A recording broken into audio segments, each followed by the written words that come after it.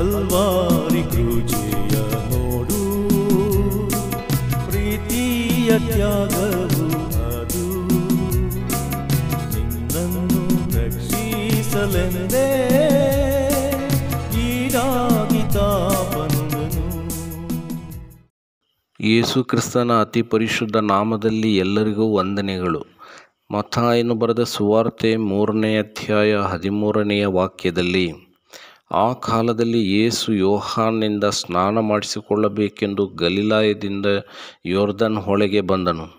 ಕರ್ತನಾದ ಯೇಸು ಕ್ರಿಸ್ತನು ಯೋಹಾನನಿಂದ ಸ್ನಾನ ಮಾಡಿಸಿಕೊಳ್ಳುವುದಕ್ಕಾಗಿ ಗಲಿಲಾಯದಿಂದ ಯೊರ್ದನ್ ಹೊಳೆಗೆ ಬಂದನು. ಯೋಹಾನನು ಪಶ್ಚಾತ್ತಾಪದ ಅಥವಾ ಮಾನಸಾಂತರದ ದೀಕ್ಷಾಸ್ನಾನ ಮಾಡಿಸುತ್ತಿದ್ದನು.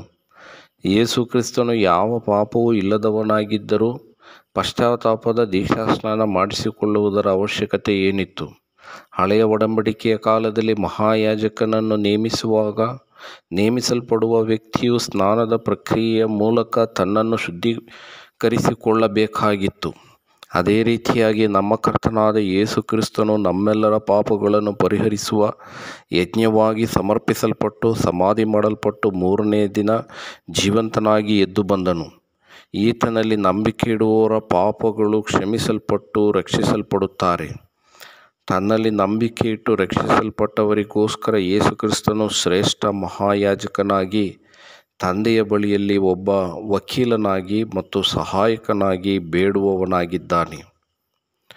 ಆತನಲ್ಲಿ ನೀವು ಕೂಡ ನಂಬಿಕೆ ಇಟ್ಟು ರಕ್ಷಣೆ ಹೊಂದಿ ಯೇಸು ಕ್ರಿಸ್ತನೆಂಬ ಶ್ರೇಷ್ಠ ಮಹಾಯಾಜಕನ ಸಹಾಯವನ್ನು ಪಡೆಯಬೇಕೆಂಬುದೇ ನಮ್ಮ ಪ್ರಾರ್ಥನೆ.